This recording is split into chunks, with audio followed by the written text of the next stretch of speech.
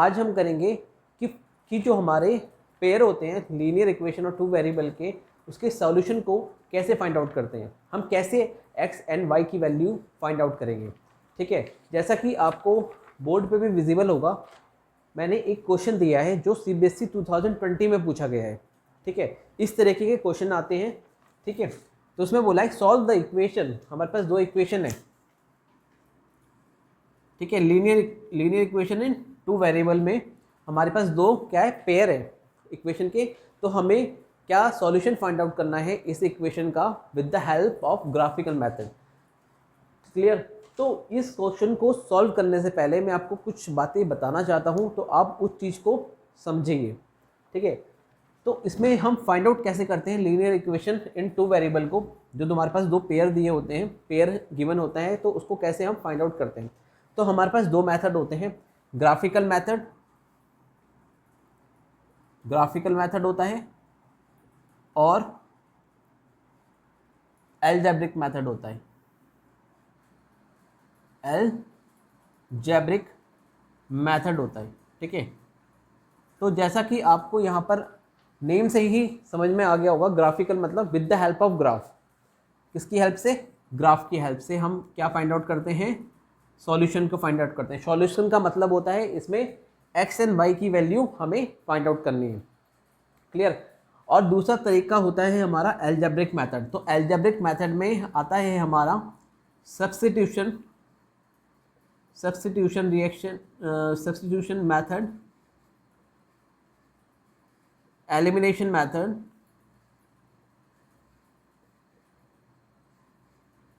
और cross multiplication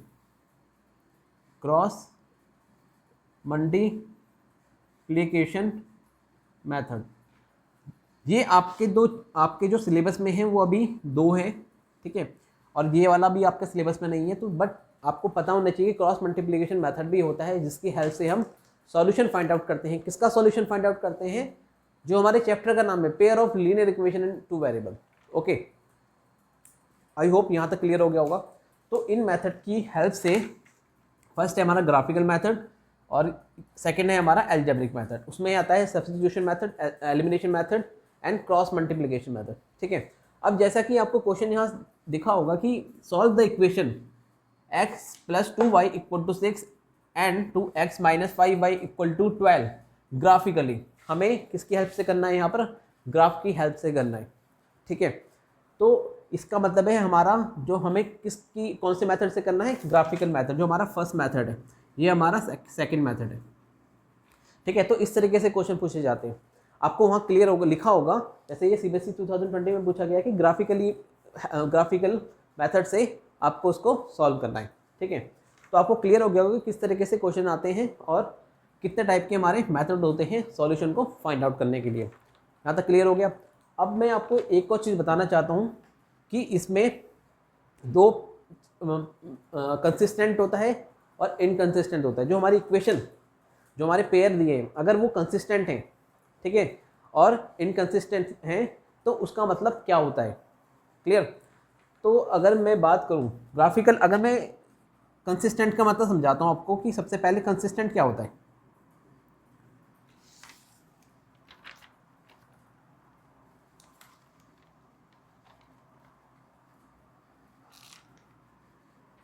अगर मैं लिखता हूं यहां कंसिस्टेंट, ठीक है, एक होता है हमारा इनकंसिस्टेंट। ठीक है, दो चीज़ होती है। कंसिस्टेंट के अंदर आता है हमारा, फर्स्ट आता है इंटरसेक्शन लाइन, और दूसरी आती है हमारी, दूसरा हम बोलते हैं इन्फिनाइट मैंडेज सॉल्यूशन। ठीक है, या उसको बोलते हैं हम कोइंसिडेंट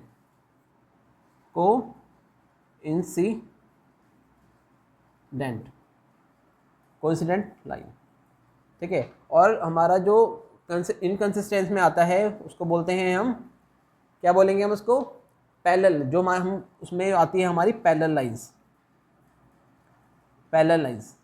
ठीक है, ये वाला यहाँ तक क्लियर हुआ। इसका मतलब है कि जो अगर हमारा सॉल्यूशन कंसिस्टेंट होगा, ये जो हमारी इक्वेशन दी है यहाँ पर, ये हमारी कंसिस्टेंट होनी चाहिए, तभी हमारे इसके सॉल्यूशन फाइंड आउट कर सकते हैं हम इसमें, ठीक है। और उसमें भी क्या होना चाहिए, इंटरसेक्शन।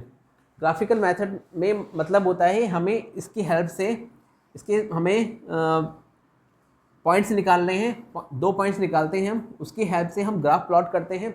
ग्राफ प्लॉट करने के बाद दोनों अगर इंटरसेक्शन जहाँ पर आएगा, ठीक है। अगर मैं बात करूँ जैसे मैंने यहाँ पर एक ग्राफ प्लॉट किया, ठीक है। अभी हमने जैसे ग्राफ प्लॉट किया, ये x होता है हमारा, ठीक है, और ये इसको हम पूरा ही ले लेते हैं, ठीक है।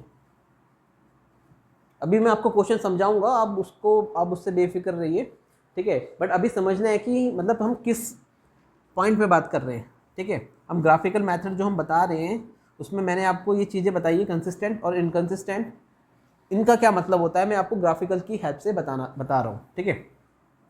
तो ये हमारा एक ग्राफ है, ठीक है, ये x होता है और ये y डैश होता है, ठीक है, और ये हमारा होता है 0, सेंटर होता है, ठीक है।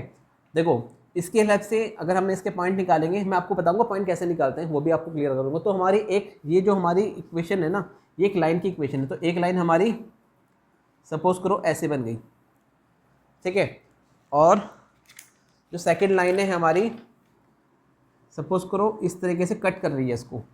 तो इसका जो सॉल्यूशन होगा with the help of graphical method, वो ये होगा आपका सेंटर वाला, ठीक है, जहाँ ये इंटरसेक्शन हो रहा है, ठीक है। जहाँ इंटरसेक्शन होगा वो इस इक्वेशन का सॉल्यूशन होगा, ठीक है। तो ये तो है इंटरसेक्शन वाला पॉइंट, ठीक है। तो ये है आपका इंटरसेक्शन वाला पॉइंट जहाँ पर हमारा इंटरसेक्शन होता है। अब कोइंसिडेंट का मतलब क्या होता है, वो क्या होता है, हमारा कंसिस्टेंट होता है। कोइंसिडेंट का मतलब होता है जब हमारी कोइंसिडेंट का मतलब होता है एक के ऊपर एक लाइन हो आ रही हो हमारी सॉल्यूशन जो है, ठीक है। जैसे अगर मैं बात करूं कि हमारी एक लाइन आ रही है इस तरीके से, ठीक है। जो हमारी सेकंड लाइन हमने with the help of 2 point हमने ये लाइन हमने ड्रॉ करी, ठीक है। अब जो दूसरे के पॉइंट आ रहे हैं, दूसरी इक्वेशन के जो पॉइंट आ रहे हैं वो भी हमारे सेम लाइन पे आएंगे, ठीक है। तो वो होता है कोइंसिडेंट, मतलब एक के ऊपर एक पॉइंट निकल के आए, एक इक्वेशन का हमारे पॉइंट निकल के आए ये वाले, उसके बाद जो हमारी दूसरी इक्वेशन है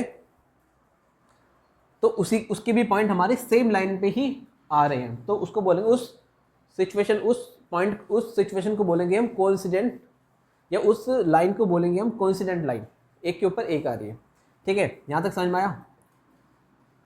तो हमारा एक्चुअल में जो ग्राफिकल मेथड, हम इसकी हेल्प से हम क्या करते हैं, पॉइंट निकालते हैं। हमारा इंटरसेक्शन आ गया तो वो सॉल्यूशन है। कोइंसिडेंट लाइन का मतलब कि एक के ऊपर एक पॉइंट्स आ रहे हैं हमारे, मतलब एक लाइन के ऊपर दूसरी लाइन आ रही है, तो उसको बोलेंगे कोइंसिडेंट लाइन, क्लियर। जो हमारे पॉइंट मतलब उसी लाइन पे ही आ रहे हैं, ठीक है। तो अब बात आती है पैरेलल लाइन की। पैरेलल लाइन का मतलब आप समझ गए होंगे, दोनों लाइंस क्या है, पैरेलल है, ठीक है। एक लाइन हमने सपोज करो इस तरीके से बनाई और दूसरी लाइन भी हमारी दूसरी इक्वेशन की जो लाइन है वो भी हमारी इस तरीके से बन रही है, मतलब पैरेलल बन रही है। तो इसका मतलब क्या होगा, इसमें हमारा कोई सॉल्यूशन बनेगा, इसमें हमारा, तो इसके ना कोई सॉल्यूशन ही नहीं निकल के आएगा पैरेलल लाइन का। क्या होगा, कोई सॉल्यूशन ही नहीं निकल के आएगा। और कोइंसिडेंट लाइन की अगर मैंने बात करी थी, एक के ऊपर एक आ रहा है, तो उसके कितने सॉल्यूशन निकल के आएंगे, इन्फिनाइट मैनी सॉल्यूशन, ठीक है। इन्फिनाइटली मैनी सॉल्यूशन, हो गया क्लियर आपको ना। मतलब जैसे एक के ऊपर एक, जैसे एक लाइन है और दूसरी लाइन भी इसके ऊपर आ रही है, तो कितने सॉल्यूशन निकल के आ सकते हैं, इसमें कितने सॉल्यूशन बनेंगे, उसको बोलेंगे हम इन्फिनाइट मैनी सॉल्यूशन, ठीक है। और फर्स्ट है आपका जहाँ इंटरसेक्शन आ रहा है वो उसमें क्या, यूनिक सॉल्यूशन, मतलब एक हमारा पर्टिकुलर सॉल्यूशन आ गया है, उसको क्या बोलेंगे, यूनिक सॉल्यूशन, ठीक है। अगर आपका ग्राफ में इन्फिनाइट मैनी सॉल्यूशन आ रहा है, मतलब कोइंसिडेंट आ रहा है, तो आप लिखोगे उसमें this equation have infinite many solution, ठीक है। ग्राफिकली आप बताओगे कि अगर आपका ग्राफ कैसे आ रहा है, इंटरसेक्शन हो रहा है, तो आपके यूनिक सॉल्यूशन आ जाएंगे, एक्स एंड वाई की वैल्यू आप इंटरसेक्शन में आप बता दोगे कि एक्स की वैल्यू और वाई की वैल्यू, ठीक है। कोइंसिडेंट में आप बताओगे इन्फिनिट मैली सॉल्यूशन कि हमारे इस इक्वेशन के इन्फिनिट मैली सॉल्यूशन आ रहा है, आपको उसको ग्राफिकली बताना है, ठीक है। थर्ड है आपका इनकंसिस्टेंट। इनकंसिस्टेंट में होती है पैरेलल लाइंस, जब आपके क्या होते हैं एक कोई सॉल्यूशन ही नहीं निकल के आएगा। अब इसमें कोई सॉल्यूशन निकल के आएगा क्योंकि ये कभी मीट ही नहीं करेंगी आपकी, है ना, तो उसको बोला जाता है no solution. This equation have no solution because हम ग्राफिकली इसको प्रूफ करके दिखाएंगे कि इसके लाइंस क्या हैं, पैरेलल हैं, so this equation have no solution, उसके कोई सॉल्यूशन नहीं होंगे, ठीक है। यहाँ तक क्लियर हो गया? आई होप आपको ये सारा क्लियर हो गया होगा, ठीक है। अब मैं आपको बताता हूँ कि जब हमारे पास जो इक्वेशन है हम विदाउट ग्राफिकल मेथड उसको कैसे बताएंगे कि ये हमारा नो सॉल्यूशन है, मतलब यूनिक सॉल्यूशन है, इन्फिनाइट सॉल्यूशन है या नो सॉल्यूशन है। तो हम इसको विदाउट ग्राफिकल, ये तो हमारा ग्राफिकल की मेथड की हेल्प से हमें इसको बताएंगे, ठीक है। बट हमें अगर आपको चेक करना है, अगर आपका एक नंबर का क्वेश्चन आता है, ठीक है, आपको बताना है कि this equations have unique solution, infinite solution या नो सॉल्यूशन, तो आप उसको कैसे बताओगे? अभी हम उसको करते हैं, ठीक है। मैं आपको बताऊंगा कि किस तरीके से हम इसको सॉल्व करेंगे, ठीक है।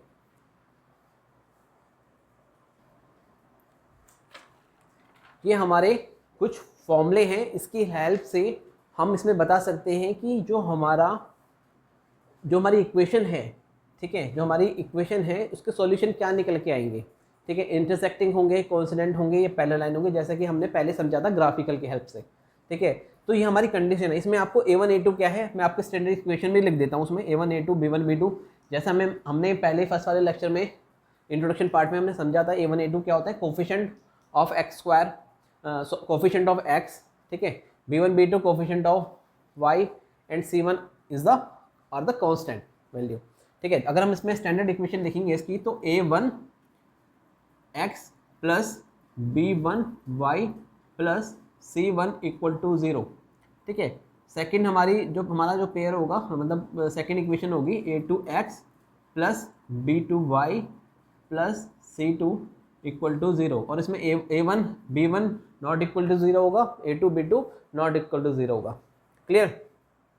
तो ये हमारी स्टैंडर्ड इक्वेशन है, इसी फॉर्म में हमें गिवन होगा, ठीक है। ये भी आप इसको कंपैरिजन करोगे तो ये भी आपका इसी फॉर्म में ही है आपका, ठीक है। तो इसमें कोफिशिएंट एक्स की वैल्यू क्या है, A1 की वैल्यू क्या होगी, यहाँ पर 1 हो जाएगी, B2 की हमारी वैल्यू होगी, B1 की वैल्यू होगी 2 एंड C1 की वैल्यू होगी, हम इसको इधर लेके आएंगे तो ये माइनस हो जाएगा, C1 की वैल्यू हो जाएगी -6। समझ में आया? अगर हम इससे भी कंपेरिजन करके देखें तो हमारी वैल्यू क्या निकल के आती है।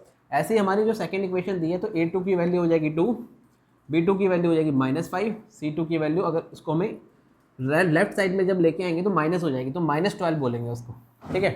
तो इसके हेल्प से अभी हम इसी कोई समझते हैं कि ये हमें बोर्ड में जो हमारा क्वेश्चन आया था, हम इसकी हेल्प से ही समझेंगे कि इस फॉर्मूले को मतलब किस तरीके से हम अप्लाई कर सकते हैं, ठीक है। कंडीशन क्या होती है, अगर A1 upon A2 not equal to B1 upon B2 होगा और not equal to C1 upon C2 value put करने के बाद, ठीक है, तो वो होगा हमारा इंटरसेक्टिंग लाइंस, ठीक है। मतलब हमें ये बदल जाएगा, ये इंटरसेक्टिंग होगा ग्राफिकल, अगर हम ग्राफ बनाएंगे तो उसका इंटरसेक्टिंग लाइंस आएंगी, ठीक है।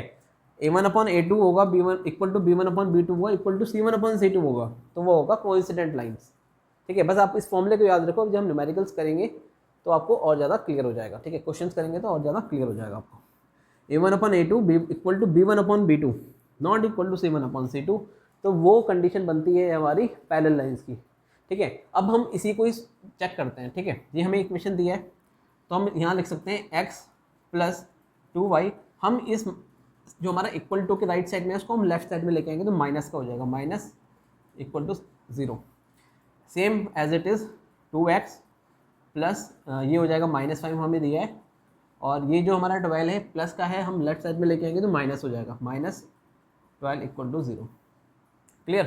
तो ये हमारी स्टैंडर्ड इक्वेशन। अब इसमें अगर हम रखते हैं A1 अपॉन 1, इसका coefficient 1 upon 2 equal to 2 upon 5, और ये भी हमारा क्या रहा है, नॉट इक्वल टू आएगा ना, क्योंकि हमारा 1 अपॉन 2 है, 2 अपॉन 5 है, और इसमें आएगा हमारा इक्वल टू, हम रखते हैं पहले 6 अपॉन 12, ठीक है। तो ये भी कंडीशन क्या बनी है हमारी, क्या कंडीशन बन रही है, ये इसके इक्वल नहीं है और ये इसके इक्वल नहीं है, ये 1/2 आएगा। तो ये कंडीशन कौन सी बन रही है, आपको दिख रहा है, ये कंडीशन बन रही है हमारी इंटरसेक्टिंग लाइन की। तो आप जब इसको ग्राफिकल बनाओगे तो आपको इससे पता चल जाएगा कि हमारा जो ग्राफ बनेंगे, जो लाइंस बनेंगे वो क्या होंगे, इंटरसेक्ट करेंगे, ठीक है, with the help of this result. Clear, I hope आपको यहाँ तक समझ में आ गया होगा।